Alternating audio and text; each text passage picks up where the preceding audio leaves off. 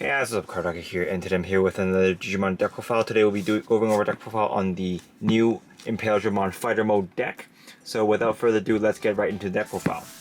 So for the Digitamons, we're running 4 of the Bt3 Chibimon and 1 of the Upamons. You can cut this out if you want and just run 4 of these. But I feel like Digi-evolving into Thomas is pretty common in this deck, so that's why I'm running 5. Next, we are going to be running 3 Imperialdramon Fighter Modes. So this is the new card that we get from Bt3 and it's a pretty strong card. It is a 5 cost, so you might want to Digivolve into Imperialdramon first before going to this. If you're worried about giving your opponent too much memory. But on evolution, you can return 1 10k or less Digimon from your opponent's field back to their hand. And then on attack, you can, if you have a blue evolution source, then you can make this card active again. And if you have a green Digivolving source, you can rest one of your opponent's Digimon. So you can beat over them if you want. Most of the time, you're just going to be going for multiple attacks. You can easily get 5 or 6 attacks in this deck at 1 turn, so it's really consistent, really fast. There are a few ways to play over this, but most of the time, if your opponent has no answers, then you can go for a game in turn 2 or 3. Next, we are running 2 Imperialdramon Dragon modes from the start deck 9. On evolution, you can play a green and a blue Digimon from its source that's level 4 or lower. So if you Jogress into a Imperialdramon and then Digivolve into Imperialdramon, you will be able to do it pretty easily. And if you didn't end your turn like that, you can just Jogress into another Imperialdramon to go for some attacks, which is really nice. So this is a pretty awesome card. I underestimated its value when I was playtesting before, but after using it more times than I used it quite a few times, I started to really like this card. Of course, we are still running the old Imperialdramon from Bt3. This one is still really good, mainly just because you can unsuspend yourself, and if you have a field with more than 1 Digimon with jamming, you can just unsuspend all of them as well to get some more attacks in. So overall, it's pretty nice. I like the fact that when you Digivolve on top of Imperialdramon, it's only 3 costs, so you have a variety of memory management you can do. If you don't have enough memory, you can just go for 3. If you have a bit more leeway, you can go with 4. And if you have 5 memory, which is not that hard in this deck now, you can just go for the 5. I did make some arrangements in the deck, and I'll tell you what cards that you can kind of mix and match back in here. Last but not least, we're running 1 of the Blitz Omni. This card is always nice to have just for some cheap attacks in, and that's it for the big boys. Most of the time, I did try playing the Paladin mode in this deck, but it's just not a very good card right now. So I am stuck with this build. Next, for the level 5s, we are running 4 of these Bt9 Imperialdramons. Now this is one of the best cards in this deck, mainly because if you have the XVmon as a source, you can just go so many attacks in there without having a worry. If you're playing against some deck with control cards, then you might be a little bit worried, but you can still get some cheap shots in, and he's pretty nice. So mainly he's just a Jogress, and you can unsuspend itself when it attacks, and you can return 6k blockers, so you can stop them from blocking you. Next, we are going to be running 4 of the EX1 Pal Dramon. So as you can see, the deck is different from the start deck already. There's a lot of variations from a previous build. When you Digivolve on top of the XVmon, you can unsuspend, which is the main thing you want because you don't want that to die if you can't Jogress. So if you do that, you can still have this on the field. and perhaps you can Digivolve into this next turn, so you can pop that X-Vmon back out there to attack. And giving your Imperialdramon, making them unblockable is pretty nice. Blockers aren't too heavily played in this meta right now, but there are still people playing Magnamons, so that's nice to have. Next, for the level 4s, we are running the X-Vmon from EX1, one of the best cards in this deck. There's a lot of really good. There's just a lot of really good cards in this deck. Next, we are playing 3 of 4 of the Stingmons. This is just a 3 cost to drop if you have a blue Digimon on the field, so it's pretty good. Also helps you draw for cards when you have it as an evolution source, so that's really nice as well. Next, we're running 2 Cockretron. This is just here to have some cheap level 4s to play if you don't have access to Stingmon or you don't have a blue card on the field. You can run the, I think there's a 4K or 5K version of this with 2 evolution cost. You can run that if you want. I just feel this card is better if you have if you Digivolve into a Wormmon in your raising area, so you can just Digivolve up into Cockretron for 1 memory. So yeah, it's up to you. Next, we are running 4 Imperialdramons. So this is one of the new cards in BT8 as well. The reason I'm running this is because it is blue and green, or sorry, green and blue. So it fills both roles. So it makes this card really flexible. The on evolution source skill is not that important, but yeah, if you want to get some cheap shots, then you can also just attack with this while you have your Vmon underneath, so that if it does die, you can just pull your Vmon back out. If not, you can save it for a Jogress, which is nice. Next, we are running 4 Jamming Vmons, obviously. One of the best level 3s in this deck, and one of the best level 3s in this game, period. It's just really good. The price really reflects it. I think it's one of the most expensive rares in the game right now, Digimon wise. I think there's some cards from EX1 that are more expensive, but anyway. The alt art is really expensive as well. Next, we are running 4 of the EX1 Vmons. So these are here to help you get some memory when you attack. So since this deck does, you attack with it quite a lot, and you can unsuspend pretty easily. So getting that memory is pretty easy. You can just Digivolve your X-Vmon on top of this, attack, and then Digivolve your Pal Dramon on top of this to unsuspend, and then you'll get that 1 memory. So you're pretty much Digivolving into Pal Dramon for 2, which is pretty good. And if you don't have any green evolution sources, it's fine, because most of the time you want to have this card for its unsuspendability instead. Getting the rest is okay, but it's not really relevant too often, unless there's really a Digimon you want to get rid of. Sorry, there's nothing there. Next, we're running 4 of the Wormmons from the Start Deck 9. This card, it's still not bad. It's not the best. Digivolving on top of a like this, attacking and then going to this is fine as well. And then you also fulfill the green condition. But I feel like I don't utilize this effect enough. Just mainly because memory control in this deck is pretty easy, so most of the time you won't go over, but in those emergency times you think this will be pretty useful, especially in mirror matches. Next, we're running 3 of the Bt3 Davis. So this is just your searcher and your memory reset. It's pretty good. It's very expensive rare now, so pick these up while you can get them for cheap if you can. If not, then oops.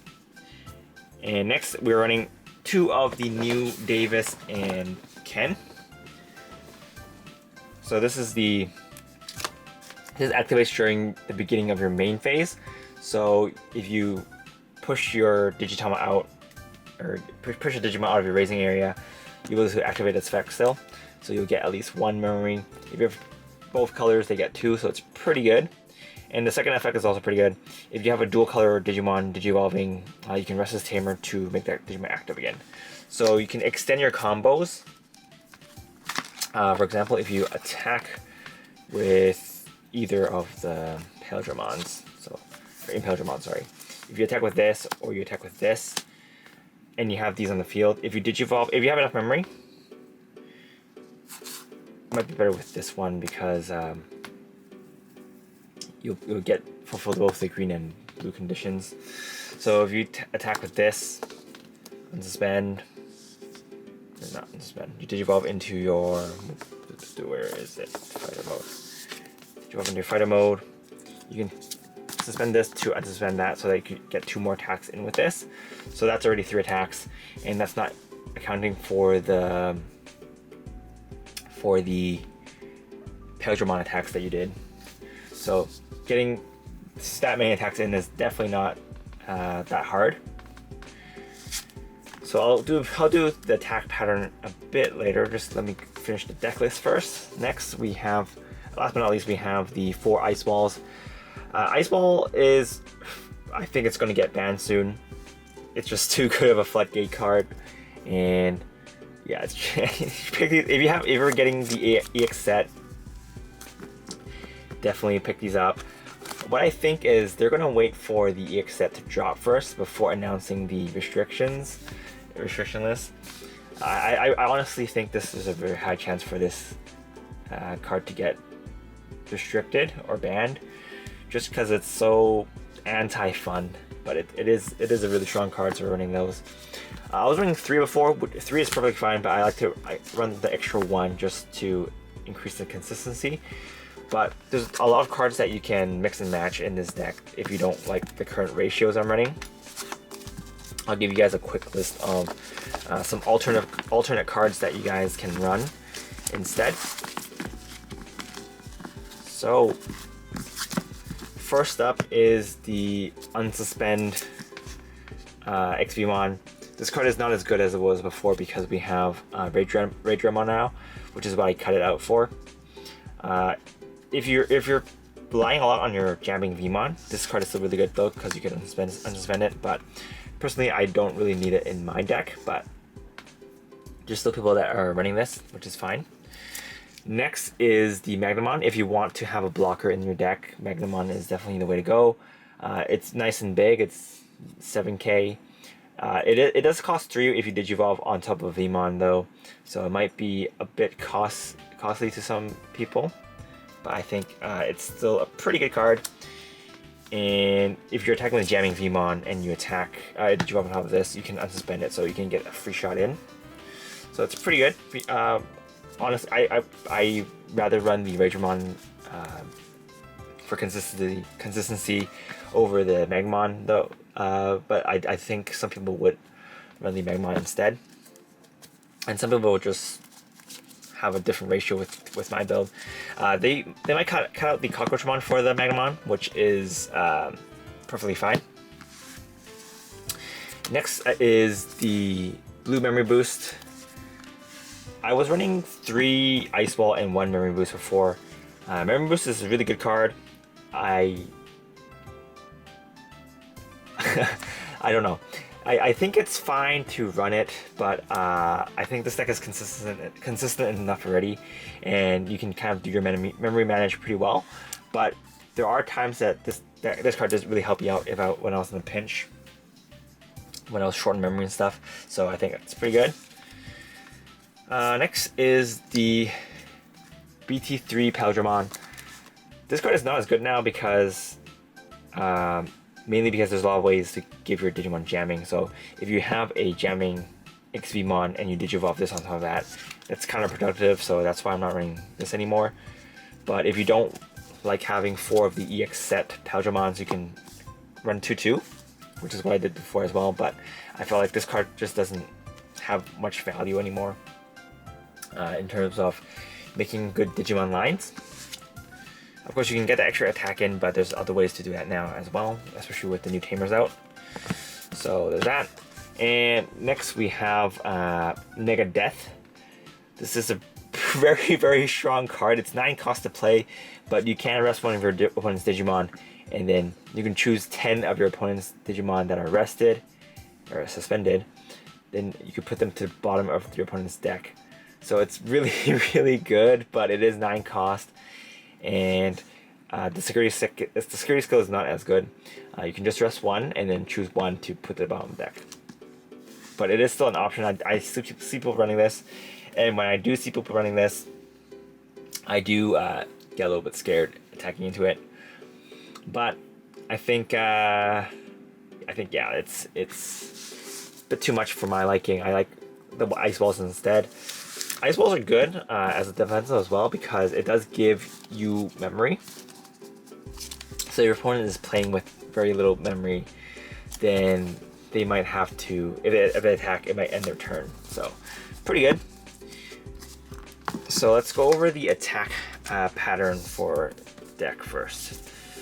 So most of the time you want to have something similar to this. So assuming we have 5 memory,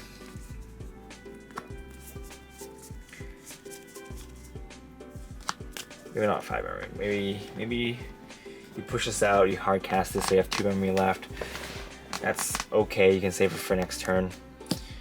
I guess this is when the memory boost will come in handy, but let's go over the fact that we don't have it first. So we'll have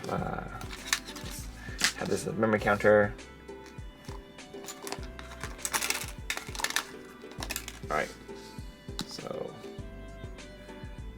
we are at 5. So if we have the Imperialdramon in hand, let's just assume we have these in hand.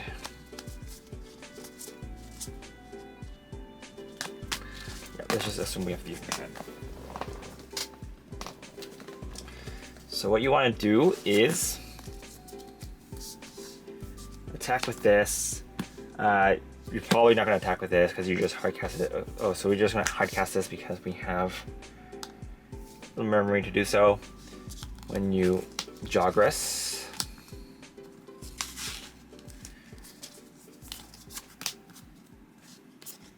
you'll unsuspend, and then you'll get the 1 memory back.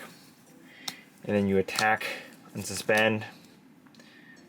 So that's 1 attack with Vmon, 1 attack with Imperialdramon, attack again. So that's third attack. And then you Digivolve into that. So you can attack with this.